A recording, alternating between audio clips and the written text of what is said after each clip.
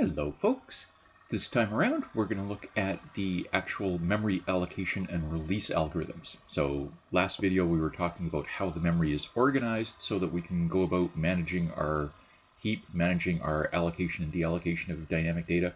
Now we'll look at the algorithms that work with that memory structure. So we had this idea that we had carved memory up into big control areas called arenas. So again, this is for our dynamic memory. And within that, it had divided its memory into a section called heaps. And within that, the pieces that we actually allocate and deallocate, that we give to a program and that it gives back, are going to be referred to as chunks. And we looked at the administrative information within the chunks that we're going to work with in the algorithms today. So now we need the higher level data structures and the algorithms that are going to use those to actually go through and handle memory requests. And again, what we're trying to do with these algorithms and data structures is balance the intent to minimize the amount of memory fragmentation we've got going on so that our memory is as usable as possible, and balance that against the need for runtime efficiency so that when requests come in, we can service them effectively. So what's going to happen is that each of these arenas is going to carve its available set of chunks and heaps up into different categories of memory based on the size. And we'll use different data structures and different approaches for handling those. So I'll talk about that in some detail now. All right, so the idea is we're going to have maybe a half dozen or so categories really when it comes down to it. And they're primarily based on size.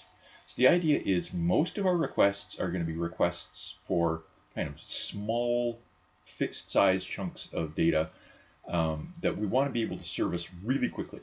So we'll have a special category for that.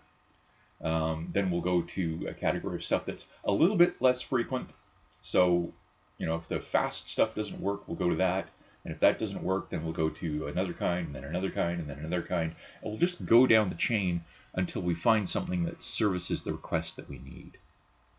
So before I get into that, when a chunk is released by a program, so when we do our free or our delete or whatever it might be, then we could right then and there figure out exactly where to put that released chunk back in this collection of data structures, right? We could take the time to go through and say, okay, well, based on this chunk, which one of these things should it go into, and go off and do our insert there.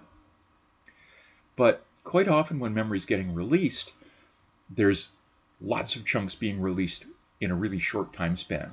So you think about it, let's say you've got a graph that you're using that's got, tens of thousands of nodes in it, each of them dynamically allocated. When you delete the graph, it goes through and deletes all 10,000 of those in really rapid sequence. So if that's happening, then we're basically saying, okay, let's take this first chunk and run through and figure out where it goes in all these data structures. Then let's go back and get the second chunk and go do it all again. And so if we could handle them in groups, it might be a little bit more efficient. So what we're going to do is when a chunk is released, we're just going to drop it into this big sort of linked list of stuff that's been released but we haven't sorted yet. So that makes the actual delete operation really fast, and later on when we get the opportunity, or when we need to, we'll deal with moving it into someplace where it's actually going to be appropriate. So we'll have this list of stuff that's been recently released but not yet really processed, if you like. And the first of our real categories, if you like, is going to be the fast category. So this is going to be a bunch of linked lists of fixed size chunks. So maybe we have like 8 of these or something like that. So we'll have one linked list of 32-byte chunks, one linked list of 64-byte chunks, one linked list of 256-byte chunks. Whatever the sizes are, we'll have a handful of these lists where the number of lists and the size of the chunks in them has been determined in advance, just kind of a hard-coded bunch of linked lists that just say, okay, here's all my 32-byte ones, here's all my 64-byte ones, etc. And these will just be linked lists, and we'll just insert and remove chunks from the ends of the list. So if somebody wants a 32-byte chunk, we just grab the front one in the list. If somebody moves a chunk, a 32-byte chunk from unsorted, it just gets inserted at the front of the list, for instance. So we know that inserts and removes from the ends of linked lists are constant time. So this is going to be a really fast operation. So with little tiny pieces, little tiny chunks that might be really frequently used, we'll make those really fast, really easy to do. Now, if you need something a little bit bigger than whatever the biggest size in our fast chunks is, then we'll move on to a small category. So here, we'll go through and say, okay, well, it's a similar idea. We'll have doubly linked lists of chunks that are all of the same size, but maybe we go with chunks that are, when we're picking the sizes, we pick sizes that are actually in use right now. So if right now, say the graph example, where maybe my nodes happen to be, I don't know, 800 or 8096 bytes or something like that. So maybe that's one of the sizes that's handled by small. And what we'll do is we'll just have a linked list of chunks of that size. So these will still be doubly linked lists. We're still inserting and removing from the ends of the list. All the chunks in it are going to be the same size. They're just bigger than the fast, and they might be customized based on what your program is actually using, what your application is actually using. Now, if it doesn't work for fast and it doesn't work for small, we'll keep going up in size. Large. Here we'll go into ranges of sizes. So all the chunks that are between 4 and 8K, or between 16 and 32K or something like that, might go into one linked list. So for this one, they're not of a specific size, and when we get a request that comes in for a size from one of these lists, then we have to search it to make sure that, let's say somebody comes in with a request for a 7K chunk. We search the 4K to 8K list looking for one that's big enough. So you're going through this list, and when you find one that's big enough, you grab that. Maybe there's a whole bunch of extra space left at the end of that one, so maybe somebody asks for 5K out of an 8K chunk. So maybe in that case what you do is you give them their 5K, and you split the rest of it off into a 2K chunk and a 1K chunk, and put those off in the small category maybe.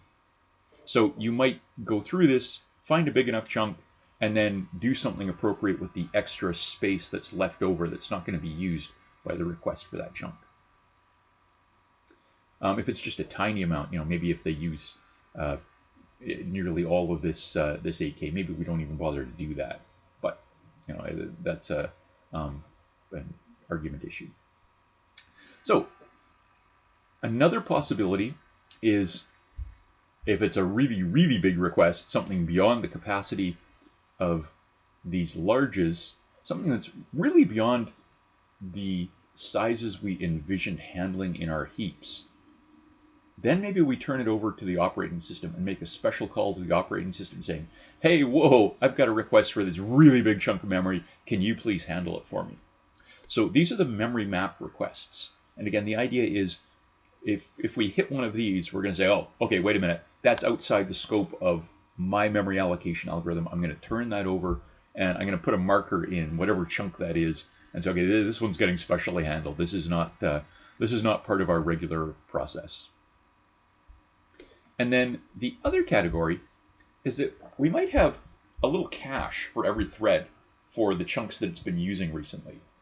So you give each thread, each application a cache of 8 chunks or 32 chunks or something like that, and the chunks that it uses and then releases, we just dump into this cache, and that can be the first place it looks.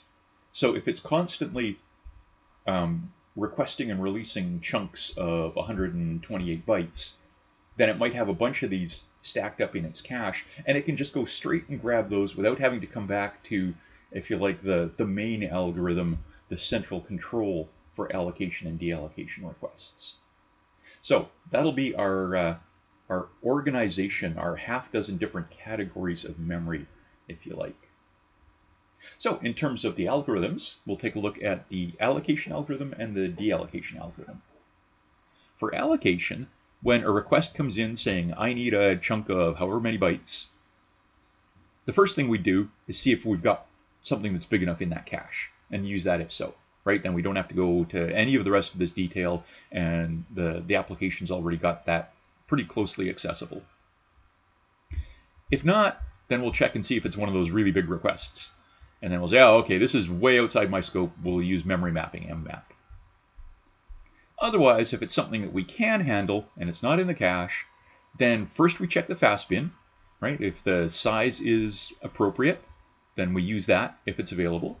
Maybe dump it into the cache for that particular application.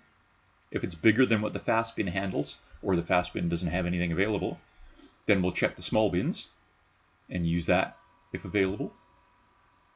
If none of those work, then before we go on and look at the large, this is the point where we'll start going through that unsorted list.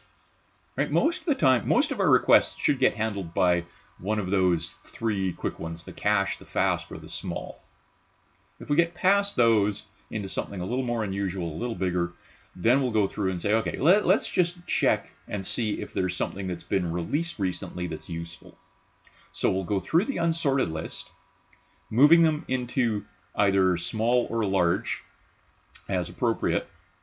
And if we hit a free chunk where the chunk before it is also free, then we can coalesce them into a bigger chunk so that we're kind of gathering together our released chunks into as big chunks as possible, so that if bigger memory requests come in, we'll have space available. We'll have a chunk appropriate for that.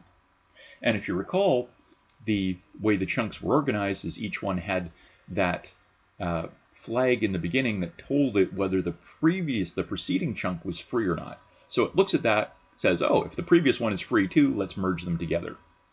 And then since we had the sizes of the free chunks stored at both ends of them, it can just say, okay, well, I'll look at this end of the chunk before me, get its size, and then I know where the beginning of that chunk is. So it can be done really quickly as we go through this unsorted list. And as we're going through it, eventually we might hit a chunk that's actually useful. We'll stop there and say, okay, here's the one that I'll use. And so you might be leaving some stuff still in unsorted. You're just going through until you find something useful. Or possibly you get all the way through it and there's still nothing useful. So at that point, we'll go through the large bins and find the first thing that works, if there's anything there. And again, if there's unused pieces of the chunk, if the request that you've made only uses a part of the large chunk that you've been given, then you split off part of that and put it off into small or in the other appropriate large bins. If we get past that and we've still got nothing, then this might be a case where we've been merging stuff that's in the small bins and the large bins as we release them, but not in the fast bins. So at this point, we'll go through the fast bins and say, okay, well, are there any chunks in there where the chunks before them are also free, and coalesce those? And again, see if moving those, grouping those things together with the free chunks in small and large, eventually gets us something that's big enough to service this request. So we'll go through the fast bins, merge them with any free chunks before them, dump them into small and large, and then go back to, or dump them into unsorted, and then go back to unsorted and sort through that and see if there's anything now that's useful. If we get past all of that and we've still got nothing, then if you recall, we said that for each heap, there'd be a big chunk that we hadn't carved up yet at the very top of the heap. So what we'll do is look at that big chunk and say, okay, this might be the time to carve off a piece of that and use it for this new request. Now, if there's still nothing there, then you actually don't have the space available in your heap. And this is one of those cases where your allocation is going to return a failure and say, oh, no, sorry, you're out of luck. I can't service that request. But this gives you a way to try and balance your data structures, the kinds of requests you're expecting, and how quickly you can handle them, and handle the release effectively, and taking stuff that's been released and moving it into the other appropriate categories. So the deallocation algorithm, the free algorithm, is kind of the reverse of that. So first thing is, if there's space in the cache, just dump it there. If not, then we'll see if it's something that can go in the fast bins. If not, then we'll see if it was one of those big memory mapped ones, and if it was, then we'll unmap that. Then we'll check and see if the thing before it was free, and if it was, we'll merge it together with those, so we create a bigger chunk. We'll see if it's the new top chunk, and then, so if this new thing that's released is going to be at the top of our heap, closer to the top of the heap than whatever was there now, then we'll say, we better update top. Otherwise, we dump it in that unsorted list and deal with it later. And again, those flags and sizes at the ends of the free chunk are what let us do this merging, this coalescing fairly quickly. So that's the idea. Again, this isn't the only way you can do it. There are lots of different algorithms out there for allocating and deallocating dynamic memory. But this gives you a good feel for one of the potential processes. Right? The data structures might change, the how you group the different sizes of chunk might change. But this is a pretty good basic algorithm for controlling your memory allocation. All right, what we'll do in the next couple of videos is get into looking at smart pointers and see how they can be used to support development in a kind of pointer-based environment.